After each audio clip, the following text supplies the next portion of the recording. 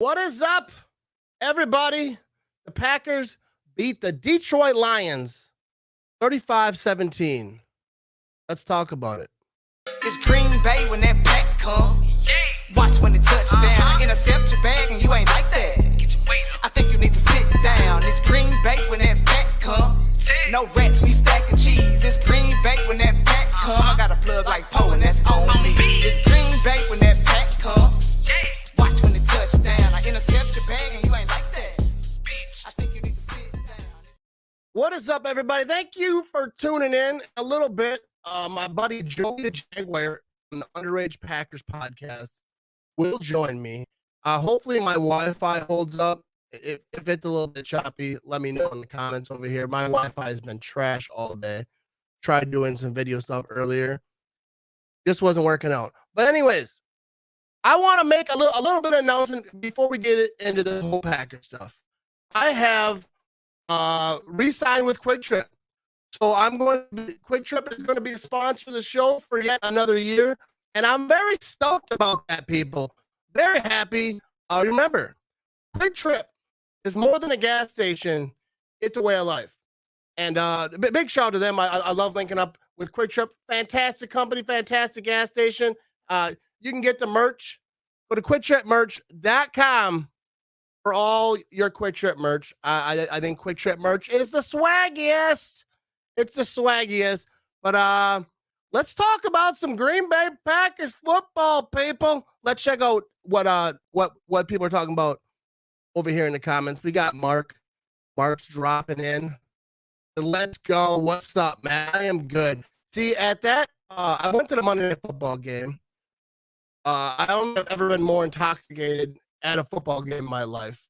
And I didn't mean for that to happen. It's not, especially during the regular season. During the preseason, it's fine. Preseason is basically just a big party. It's a good time.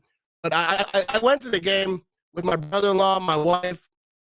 My wife might have broke her foot. I'm not sure. She doesn't go to the doctor, but she's yapping around all over the place. But yeah, the people we went with, though, we went with some friends who drink heavy. They're professional drinkers, and I did not hold up very well. I think we were pretty intoxicated before the game even started, so it was a rough one. That's why I'm bringing in my guy, Joey. Joey's joining in here because I'm not sure that I remember completely. I tried to watch some highlights. I watched a little bit of the on YouTube, Peyton Manning and Eli. They have that little Monday night thing. But anyways, Joey, how you doing, man? I'm good. Hopefully I can recount some of your memory from that game.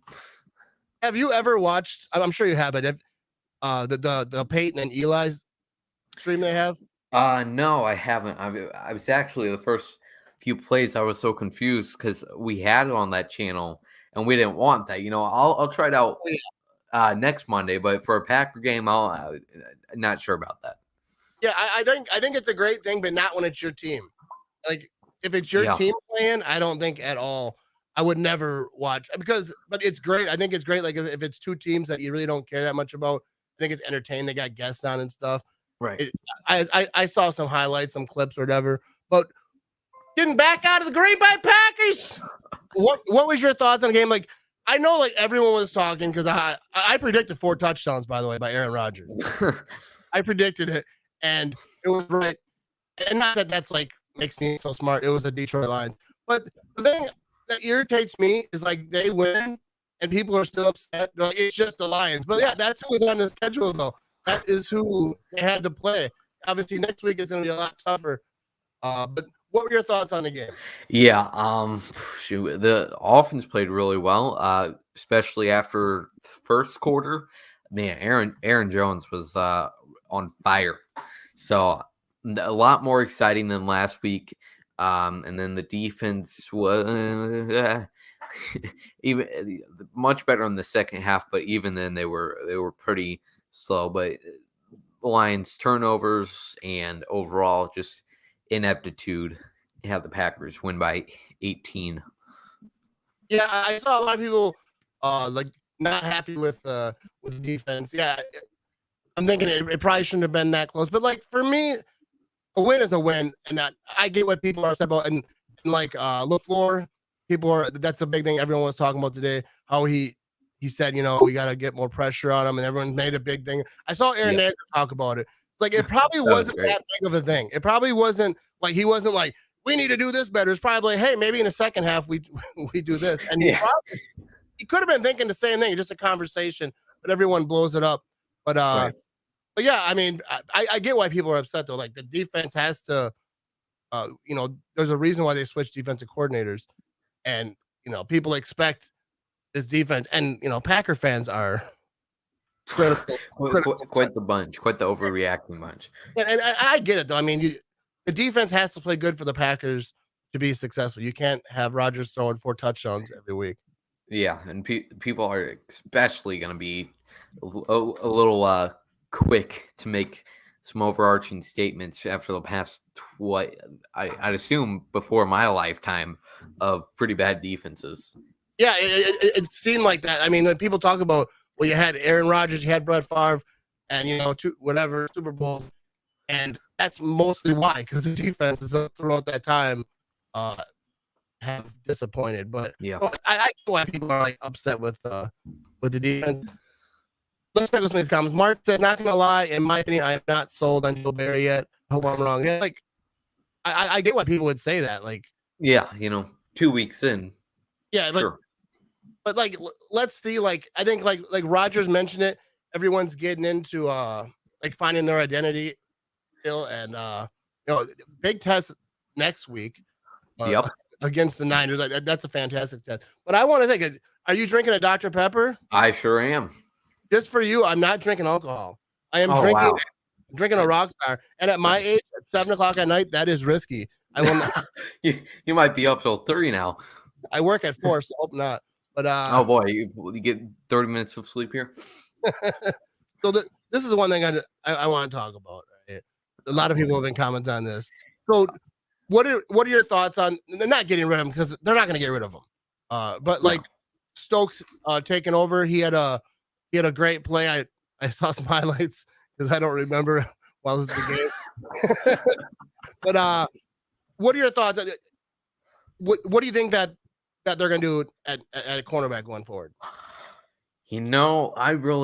I was kind of surprised almost. Not that it was the wrong thing to do, because I agree with it. They put out Stokes a lot more in the second half. But Keene still definitely was a main part in the secondary because of their tall and lengthy wide receivers. But I definitely do think and hope that Stokes eventually is the starter. But yeah, you're completely right. They're not going to cut Kevin Keene. Yeah, there's no way that they'll cut him. Maybe use less or use differently. But I think Stokes, obviously, at some point, that is their plan. That's why they drafted him. They didn't draft him to be, whatever. Yeah, maybe if we're talking in the middle of training camp before he got his week 1 salary, but at this point, it doesn't make any logical sense to release him. No, it doesn't. But you gotta give a little shout to Aaron Rodgers. He moves up to number 10 all time in passing yards. I heard that, obviously before the week everyone was talking about it, but I don't think anyone really talks about it much because everyone just expects that it was going to happen. But big shout to Aaron Rodgers. I liked, speaking of Aaron Rodgers, I liked that he's been in the media just calling everyone out. Yeah. What they call him, but like speaking his mind. A lot of people, especially on my Facebook, they're like that they don't like it. I love it. I think that oh boy, for so long have just said stuff about him, whatever, about his family, whatever, and he never said nothing. And now he's speaking his mind, and like that's the thing. Like with Rodgers, all through this offseason, he didn't say nothing. Everyone's like, I wish you would just talk. I wish you would say something. And now he's saying stuff, and they're like, don't say that. Yeah, I love that he has McAfee, and he's definitely a lot more open in his press conferences too. So it's fun. Yeah, I love it. I gotta say, man, it was so hard seeing your Twitter feed, everybody else on Twitter this weekend, just having a great time 8 hours north of me. Like, you're there Saturday at the Green Bay Distillery with Jacob, all the other people from Game On Wisconsin. I'm just like, wow, that seems like a lot of fun. it was actually awesome. I was at the Game on Wisconsin party for a little bit. Mhm. SoCal Packer backers, they had a party like down the street from there. I went there, met up like a senior cheesehead. Yeah. He's someone who he was on ESPN. He made it on He TV. was the star of the show on this broadcast. Yeah, so I met up with him. I talked to him for years. Know him on Instagram, and it was cool to meet him. And the Drew Cave. A lot of people who I've never met before. Drew, I've met more than a few times, but it's awesome to like meet up with people that you talk to on the internet. Right. You see on the internet, and then you meet up, have some drinks. It was a blast. It's really surreal to like the fact that they're real people. Yeah, I said that like when I met Andy Herman. I said it's weird seeing like especially like Alex Strofe, who I've met more than a few times too, but you never realize how tall these people are. Some of them. Yeah. You're used to seeing them like right here. You don't see like everything because I used to seeing these people on a screen, but yeah, it's fantastic always to meet people.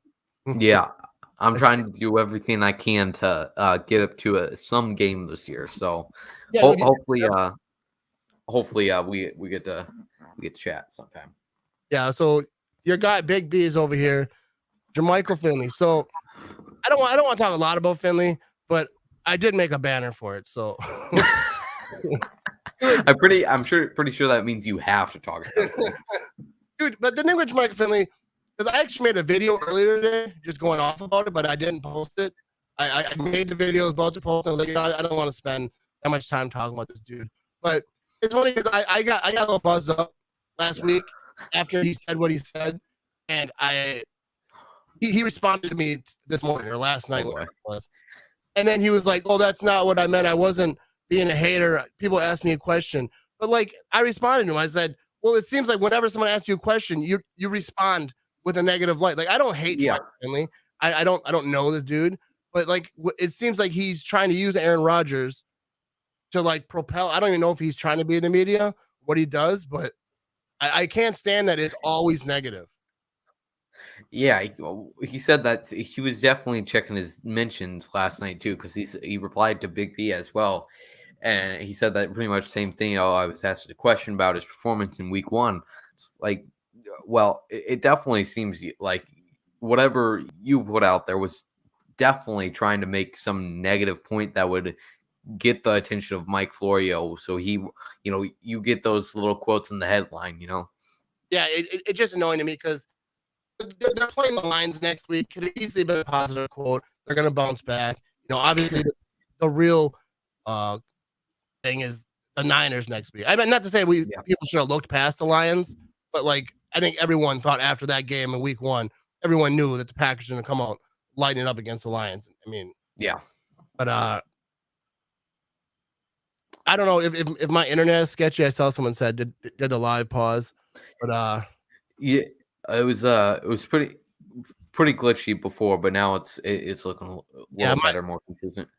My Wi-Fi is trash, so I might not stay on it too long. But so what do you think the key is for the Packers to do well up in San Francisco? Oh, first of all, why do we always have to play in San Francisco?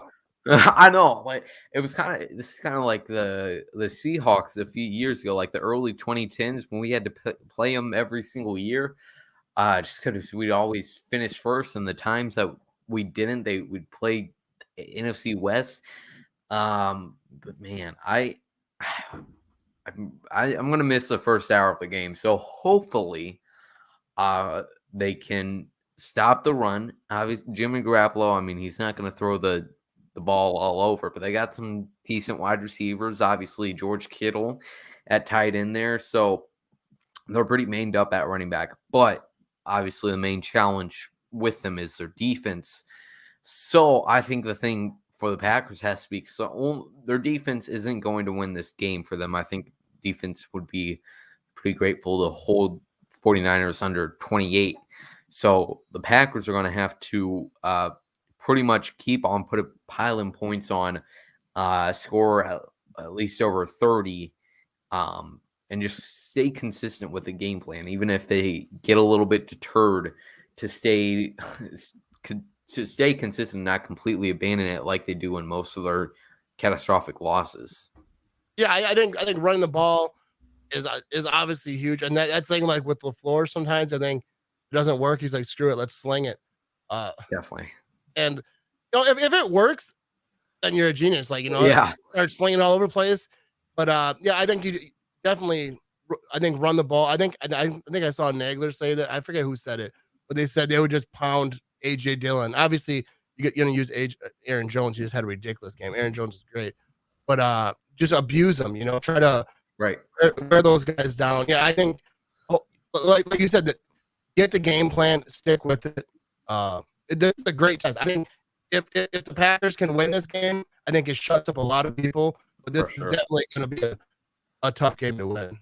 Yeah, this would definitely be a RELAX type game. Yeah, it would be. It would be like, because everyone, Packers dropped off all like the power rankings. First, I don't care about any power rankings. I get tagged in power rankings all the time. But I think it's funny because if the Packers are like top 3, then I'm like, yeah. But if they're not, then I'm like, it don't matter. But yeah, right. Yeah, if they're number 2, then we're sharing that everywhere. Number 2, number 1, completely agree with this. Power rankings are the greatest thing ever existed. But if not, I don't care. Yeah, that's what it is. No, but they really don't matter because like there's 100 different power rankings. I can make a power ranking if I wanted. Yeah. It would just be one though. Packers. One. Well, but the Packers have a lot to prove, and I get that. Like people think he's just a homer, which I am, but they do have a lot to prove, and all they can do is play who's on the schedule, and this is a tough schedule. If Rodgers even mentioned it. Yeah, so they have a good bounce back game with the Lions, and then hopefully this 49ers match goes better than 2 in 2019. Yeah, like one guy I want to bring up, Big Bobby Tunyon caught that laser. I actually saw the highlight of Peyton Manning and Eli talking about that. I actually think Favre was on with him at the time. That throw was just ridiculous, especially when he had a guy open underneath and still was just like he had a little. I think like a little Brett Favre in him where he was like, "Screw it, we're going for the touchdown," because that's exactly like what Favre used to do. But Tunyon, like I think getting him involved, like dude does not drop a ball. Like if it's anywhere near his hands, dude is catching it. I absolutely love him. I think that they should get him involved a lot more. It's pretty insane how he catches everything. And yeah, that touchdown, like, I just don't. Why? I mean, how Rodgers makes that decision, like split-second decision. Like, I got Lazard open, but I'll just throw it to Tunyon here. He's got 2 guys on him, but whatever. Yeah, I think even like Eli and Peyton were just like shocked. They were like, "Wow." Yeah, I thought that play was. Check out some comments here. I see people commenting. We got very tough schedule, and most teams we play are run first teams, which sucks for D. Yeah, and a lot of the teams we play, the top 10 power rankings that I've seen, like we play most of them. I think. Yeah. So like, if the Packers can, deeper in the season, if they have a good record, that just shows like how great that they are, because this schedule, like really, even like when it first came out, I saw the schedule. I was just like, this is brutal, but I still think they're gonna win them all. Yeah, it's definitely scary against San Fran, but I guess I could see it going 2 ways. Kind of one like 2019 where they just cannot keep up at all, and the 49ers outmatch them completely, or it's Packers offense just completely on their game. Yeah, I think I don't think the Packers will get blown out. Mm-hmm. I don't think that, like this early in the year after week 1, I think that really woke them up. They know what this game is. They know it, and they struggle. It seems like when they go out there. So I think they'll be up to it. But this is I don't think we talked about this yet. I got this, but Sternberger he got released, and I think he got picked up. I think he's on the Seahawks practice squad. Correct. So what did you see about that? Was there ever a chance that he was going to be on the Packers practice squad? I wasn't on Twitter a whole bunch. I know that you're you live over there on Twitter. What are people saying? Yeah, there was a lot of people were talking like even before he got suspended, that he might be released, just because they have. I mean, Dominic Daphne is pretty much exactly what they're looking for in a blocking tight end, and they have Robert Tonyan, Big Bobby Tonyan, for a receiver. So Jace kind of is lost in a role in the offense, and then on his third year, he's running out of time to find some place on the team.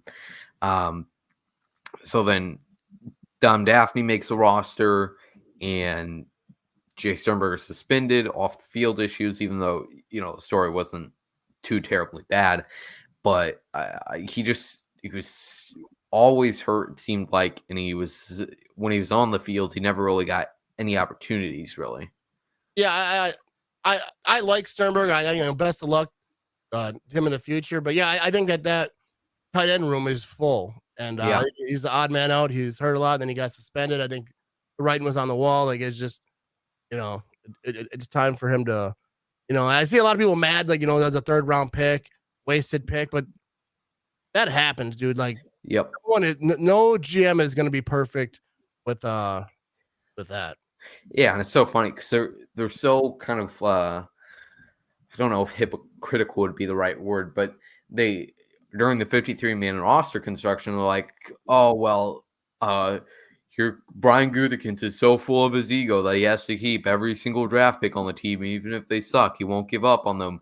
And then they cut a 3rd round draft pick, and then they're like, oh wow, what a complete waste. We couldn't get anything out of him.